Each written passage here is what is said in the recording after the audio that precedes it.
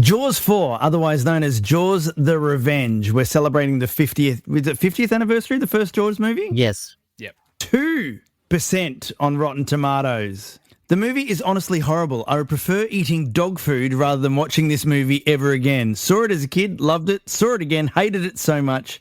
Just the fact the shark roars like a lion in one scene already makes the whole movie a garbage can. Spot on. Some movies are so bad, they're still bad, but maybe also brilliant? Join Nathan, Christo, and Big Trev as they dive headfirst into the cinematic dumpster to unearth the worst-rated films of all time. From forgotten flops to cult catastrophes, they bravely ask the question, is it really that bad, or is it worth another watch? Jaws 4. I want to start off by saying that I have never seen a Jaws movie. Well, not even That's the okay. first one. Not even the first one. Have never seen a Jaws movie. So I raw dogged it into Jaws 4 straight away. Well, you raw sharked it into Jaws 4. Can I ask what I needed to know? Yes, you can. You had to know that Roy Schneider was the lead character in the very first movie. He was your hero. Yep. Which they mentioned within 30 seconds of Jaws 4. There was a photo of him up on the wall. Yes, they had to. Yep. So they asked Roy Schneider to come back and do this, and his quote, even Satan himself couldn't convince me to come back to do this. For real? Yeah. Signed up for the first one and then signed up for the other three, thinking that it was going to be a big hit. Yep. So this is obviously Jaws 4, The Revenge, but it's pretty much it's a sequel to Jaws 2. Jaws 3 is doesn't have any part of the story for this one. So it basically goes Jaws 1 or Jaws 2, and then Jaws 4 is the third one in technically the storyline. So that it's like the Tokyo Drift of the Jaws universe. Exactly. Yeah. It's there, but it doesn't make any sense, and it never continued. Okay. And also, Christo, Yeah. I only watched. I don't know if I ever saw the original Jaws when I was younger, but I went back and watched the first Jaws about 4 or 5 weeks ago. Oh, it's amazing. Yeah. It's amazing. You can understand where they're going with it. And then obviously then you watch this one. And we all know how much I love to watch these movies. I've watched Jaws 4 3 times. You're kidding. Why do you do this to yourself? Because he's not all that. Now, how many times have you watched it, Trev? Have you actually watched it to the end? Yeah, no, I watched it to the end, but I switched it off 5 times. It's taken you weeks to watch it. Yeah, and I had it on DVD. Which Nathan lent you and said, watch this fucking movie. And you went, yeah, sure. I'm never going to watch it. Christo and I ended up watching it through some random website because you can't find it anywhere else. Can't find it anywhere. I ended up buying it because it was just going to be easier. There's a reason for that. Okay, let's go from the top, right? They do not make opening credits this boring anymore, and I can see why they stopped making credits so long at the start, because I was like, how long does this have to go for before we actually get into any kind of movie? It's like 3.5 minutes, I think, of just nothing. Yeah. Yeah. And then imagine watching that 3 times, and then the way I watched it, I couldn't fast forward, so I had to literally sit there for like 3.5 minutes each Oh, did time. you watch it through that awful website that we've been watching? Yeah, that's terrible. I bought the DVD, they gave it to Trevor because that's the only way he was going to watch it. Did you watch it on DVD, Trev? Yeah. I watched it on DVD because I could pause it. And just turn it off. The most iconic thing about the movie was the music. Yes.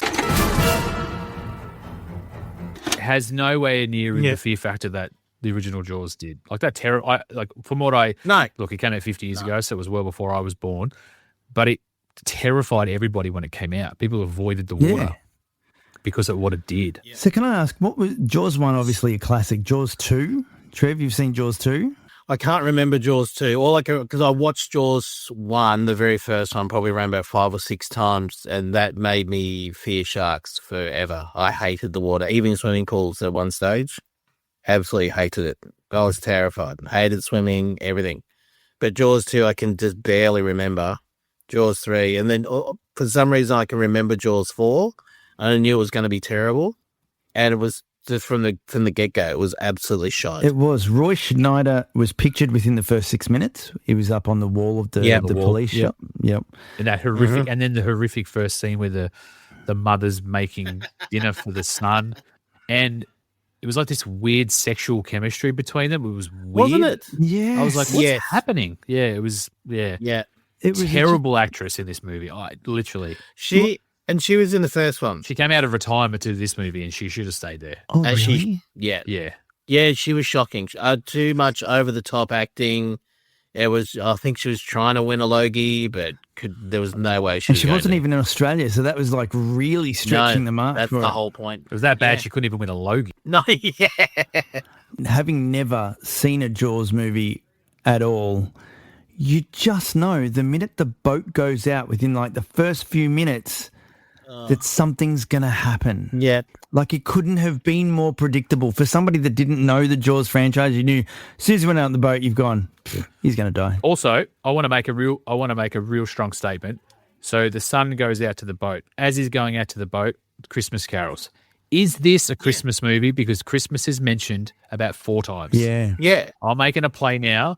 Jaws of Revenge, Christmas movie. But having said that, Christmas is only a very small part of it. Then it moves on to New Year, and then after the Yeah, New Year, straight and away. the story sort of goes on. So it's not like Die Hard, where Die Hard was all set in the one day. Hey, I've got a dream over here. Don't ruin it, please. It's a Okay. Christmas movie. It's not a Christmas movie. Die Hard's a Christmas movie. That is not. Is Jaws 4 Die Hard canon? No. Oh, God. All right, I thought I'd try. Yeah, so obviously the son goes out in the boat to retrieve the log, Yeah. and then Oh, my God. sharks are going to shark, Oh. and we know what happens. Yeah. Sharks are going to shark. They're very bitey.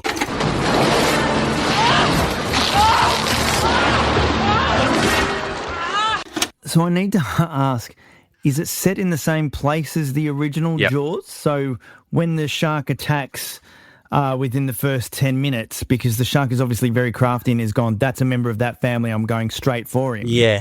Yeah. Obviously, the shark is some sort of dungeon in the ocean where he's keeping track of this family.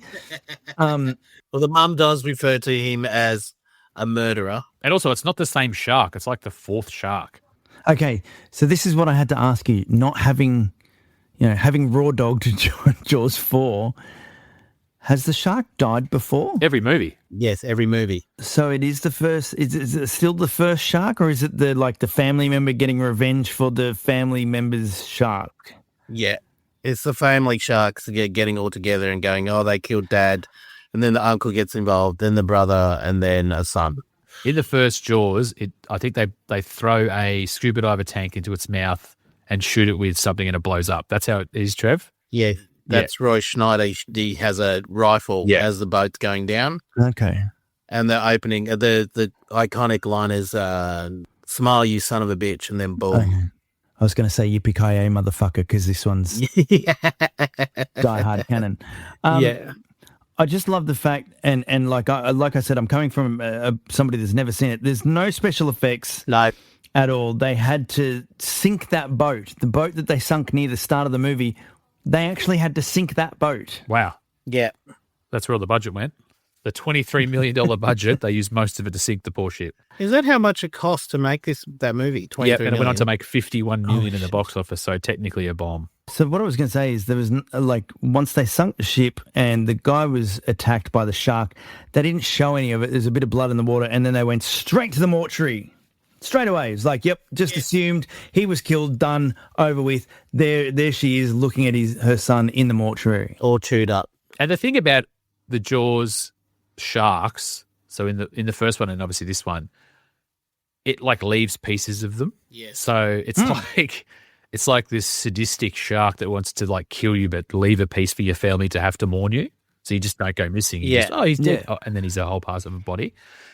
They do that across the whole series. So moving forward to, I've written down 14 minutes and 15 seconds. Yep. I don't want anyone in my family anywhere near the water. Never again. Never. Your brother's dead. Your father's dead. But fuck it, let's go to the Bahamas for a holiday. So good. The distance between Amity is where the brother got killed to the Bahamas is just under 2,000 kilometers. So under that 2,000 kilometers, that shark follows them all the way to the Bahamas. Well, that's the whole other big plot disaster of this shark just traveling. It's a murderous shark that's out for revenge for its family. And so I was doing some research tonight. Apparently there was a heap of scenes that were filmed but not screened and not put into the movie. Oh, okay. One of them was basically a whole subplot following the shark and trying to understand the shark's methodology behind things. So that was originally filmed. Oh, my God. And imagine if that was in the movie. Like, we're going to literally just swimming around from the perspective of the shark. The shark at the bottom of the ocean, all of a Just sudden, keep swimming. flipping through his little notebook, going, His "Ooh, revenge Yeah. book. Yeah. Yeah. Going, I must get Michael. I hear he has a daughter. Yeah. I'll take her out too. Okay, I didn't know And that. that's the one thing about the shark and attack. Like in one scene, Mario Van Peebles, who has the worst Jamaican accent ever. We studied that shark just for a few days, and it's back to your lovely snails. Now that's fair, man. That's fair. Thank you. Yes, I was going to say that. He goes into the water, the shark doesn't bother. But as soon as Michael or the daughter go near the water, Well, bang. I think that's part of the subplot to go that the shark's only interested in the family. So then obviously we don't care. Well, the shark doesn't care about any other family members. So in this respect, is the shark like a dog?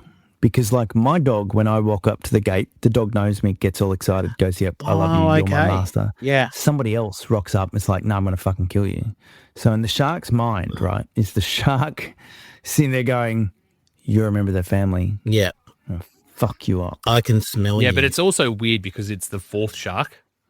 Maybe in those scenes they filmed about the shark, it sort of reminisced back to hearing about his great-grandfather who was killed, and then his grandfather was killed, and then his father was killed, and then he's like, I'm going to track this family down for revenge. I was thinking more the lines of he's in his lair and there's a big, you know how they get the strings and they tie them down from different places and then... Yeah, like the red string. Yeah, red string. And the sharks are sitting there with his notepad, like you said before, and he's having a look at it and going, right, then so he killed It's the Dad, family tree of bleed him murderers. up. That's okay. Yeah, murderers. And then he killed Uncle Tony because he was, but then Uncle Robert was a robot. I don't understand that one. So he must have been from the future. Look, it was just fucked. Terminator shark. Yeah. Basically, yeah. In a world of rewatch podcasts, this is the Don't Rewatch podcast. Worth another watch. 18 minutes 42, I've got creepy Michael Caine written down where he's said to the young girl, well, I'll let you come and sit on my lap and fly the plane. I'm like, oh my God, really? Sometimes I let interested people sit in my lap and steer the plane. Oh, really? Really? You know, I like my stats. I've got a Michael Caine stat. So he came out and said, I won an Oscar, I built a house, and had a beautiful holiday. He got paid $1.5 million to do 7 days of work for this film. Holy crap. While he was on location shooting, the Oscars were on, and he actually won an award for Hannah and Her Sisters for Best Supporting Actor. So while he was just selling his soul to buy a house that he wanted for $1.5 million, he was missing out on an acceptance speech for an Oscar, all for Jaws: The Revenge. I was paid $1 million for 2 weeks' work. Someone said to me, I saw that Jaws 4. He said, it stinks. I said, I haven't seen it. I said, but I've seen the house it bought my mother, and it's marvellous. Good on him. Yeah. But again, look, he's one of the very few shining lights in this film. He's Michael Caine. He's brilliant. Yeah. He's charismatic. Yeah. He's cheeky. He's a lad. He's got lots of. He over Britishes the entire movie. There's so many comments from him like bloody hell. Yeah. Oh crap. Crikey, that shark had bad breath.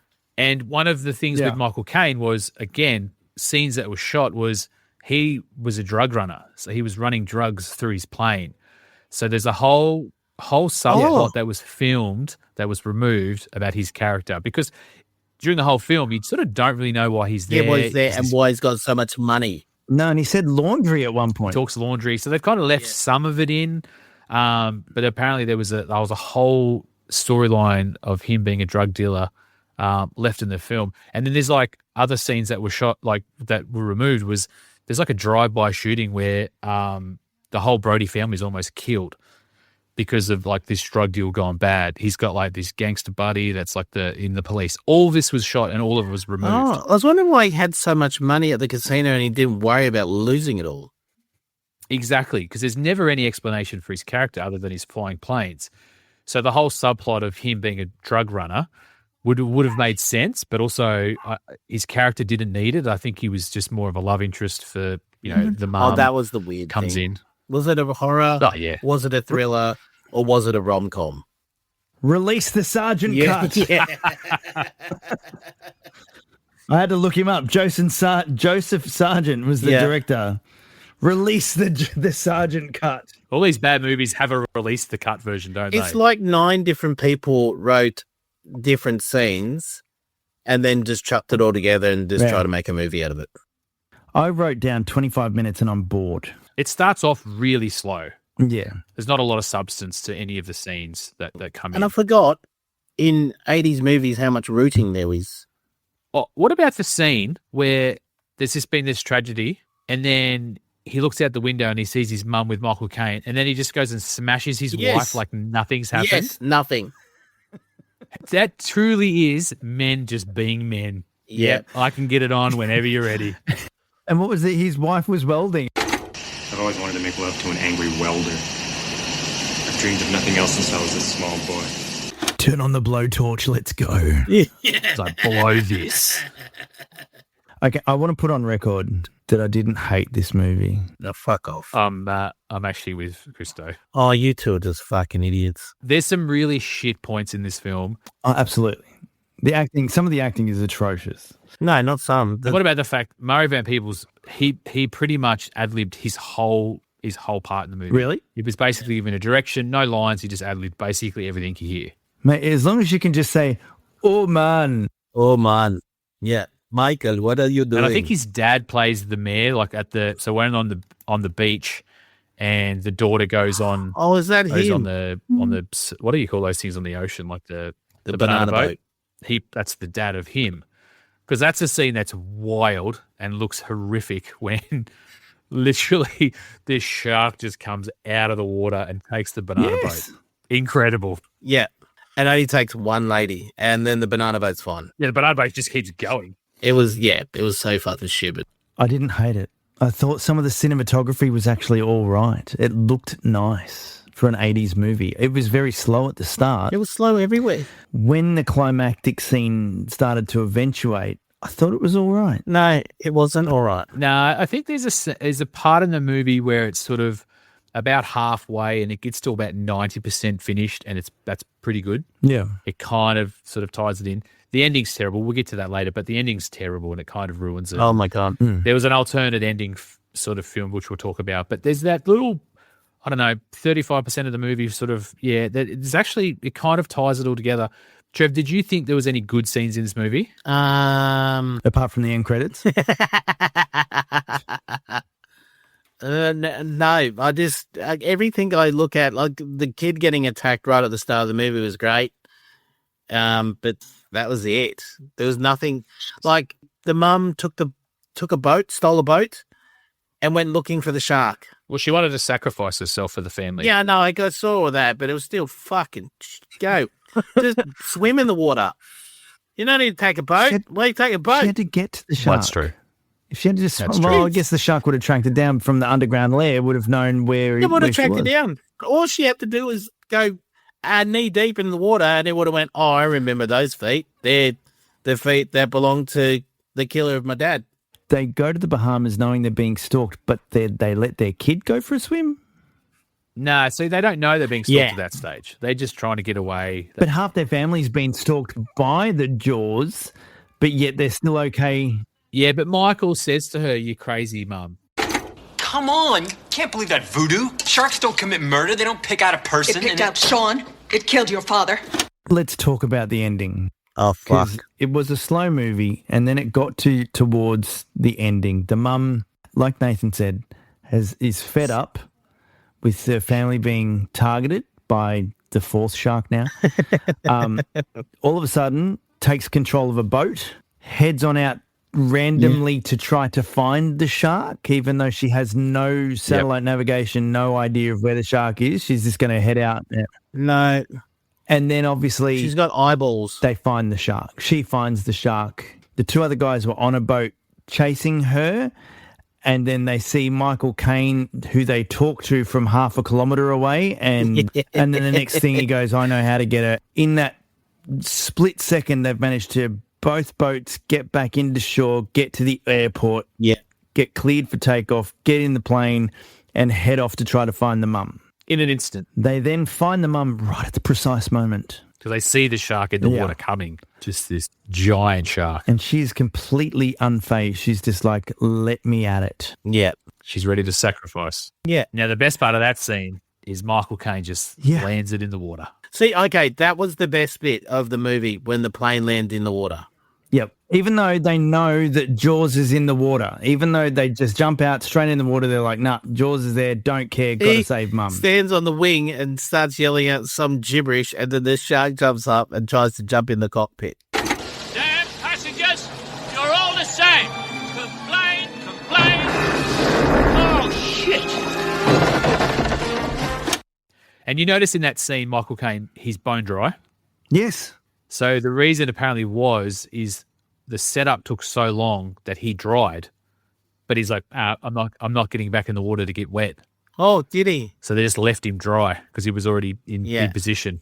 The other thing I wanted to point out was that the producers expected us not to see part of the ship at one point was in a deep water when they were doing one shot, and then the next thing when they panned back, it was in the shallowest water.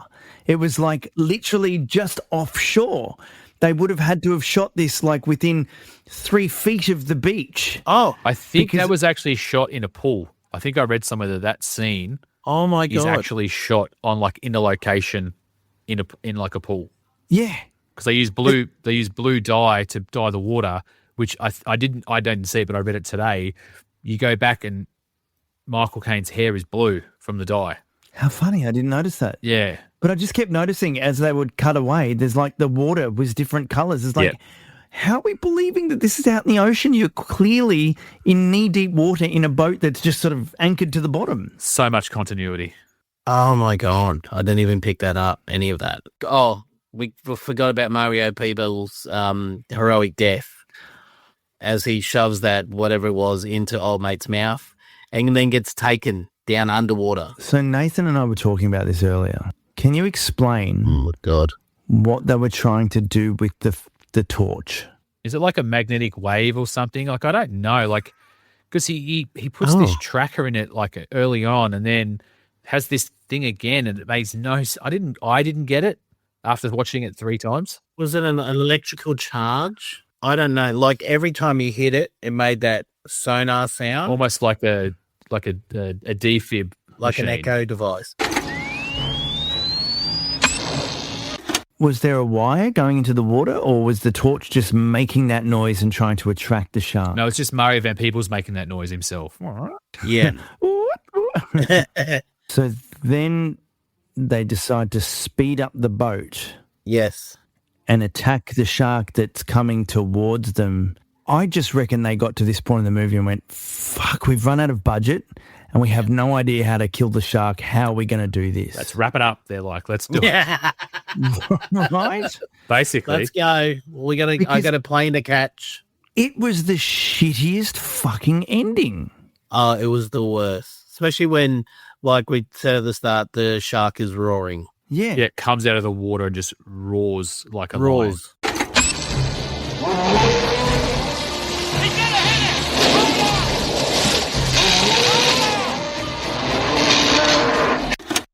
I'm hoping that somewhere in your notes you have why it was such a shithouse ending.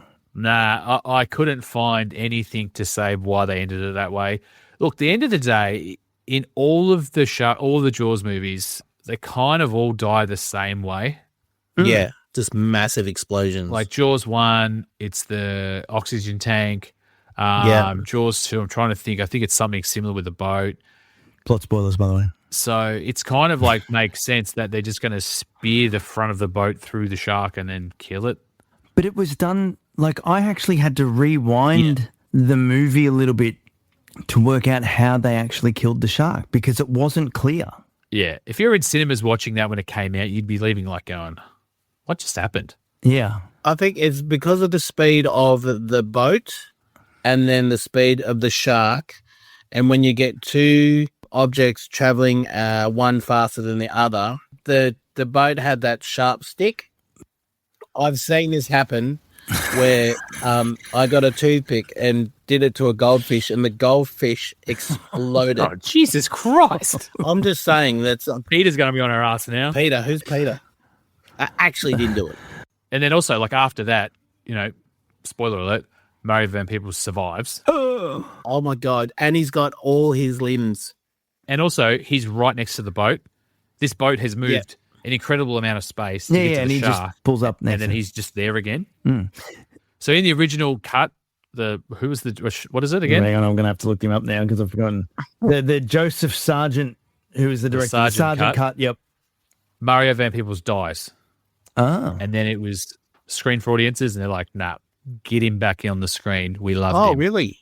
So then they obviously had to reshoot and have him back to survive. Oh, my God. Because he was such an important part of the story, apparently.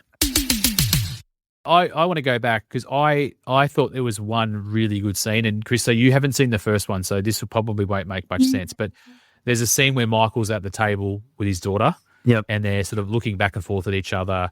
And then they're cutting back to Jaws. So Michael's doing that with his father, who was Roy Schneider, that character there. That was a really sweet scene, and I think that worked really well. And I think that little girl was incredible. Yeah. And she was the best part of this movie. Yeah, amazing. And obviously, one of the facts is that she only lived till she was 10 years old. She was murdered by her father. Oh, my God. In real life? In real life, yeah. So seeing how incredible she was in that film, understand that she was probably going to have an amazing career. But unfortunately, tragedy, for her and her family was like a murder-suicide, I think. So, oh, my God. The pod went pretty dark there. So, But yeah, I think that was a really good scene. I think Michael Caine being in this movie, again, Michael Caine was great. I talk about this every episode. I love to see what these characters do and these actors do post these films. Yeah. Look, most of them all worked. No one really did anything with relevance. Apart from Michael Caine. He's in everything. He's a Hall of Famer. Michael Caine. One of my favorite actors of all time. He's such an amazing actor. Apart from him, there wasn't really many else. I think the wife did some episodes of The Sopranos for about 6 seasons. But apart from that, not really much else. Well, the guy that played Michael was in one of my all-time favorite 80s movies, The Last Starfighter. But that was before this, though. Yeah, that was before this, and he was amazing in that. And the thing is with him, like, he's a very good-looking man in this movie. Yeah. And you just thought he had charisma. He was pretty good in this. Yeah. What happened to him post? Like, was this the film that killed his career? Because probably he was a pretty good leading man. I think the woman that played his mum was just horrendous. Oh my God! Probably she was the killer of the movie. She didn't do anything great aside from the shark. She should have died. I think the shark was a better character than. Yeah, well, and at the end of the day, we always talk about these movies where the good guys always win, and I love to see when a bad guy wins. And loves it. The shark should have taken control of the boat. The mum should have died. Yeah. Or the shark killed the kid, then dresses up as the son, goes onto land, and then kill the mum in a sleep. See, identifies, cross the T with the Y and add the I. Yep, that makes sense. That checks out. But no, apart from that, not too many fun facts for this one. Trev? I think it is worth another watch. Like, you guys have watched it a few times. You brought up some stuff. I probably would recommend to watch it but you've got to watch the other movies just to make sense of everything else. So this being our 4th episode of the podcast, obviously, War of the Worlds #1. Oh my God, by far. If it ever gets beaten for #1, I'll be shocked. War of the Worlds #1 on our list of worst movies so far. #2, Superman. Yep. Superman 4, The Quest for Peace. #3, Fantastic. Yeah, Fantastic Four. Yeah, the 2015 edition, and then Jaws. And then this. Jaws 4, The Revenge. Yeah. like I said, it got better. The more I watched it, it got better. And there's a really good, there's a chunk of this film that I think is really good. There's some really strong scenes. You know, the daughter, she's an amazing character. Michael Caine is just, he's just Michael Caine in himself the whole movie. Yeah. Definitely, I think check this one out just so you can tick it off the box. Worth another watch. Yeah. Trevor, I'm shocked that you said this was worth another watch. It's shit. Not worth another watch. Okay. Don't do it. Release the Sergeant cut. Yeah. Yes. Thanks, guys. Thanks, man. Peace. Please rewind this cassette before returning it to your video library.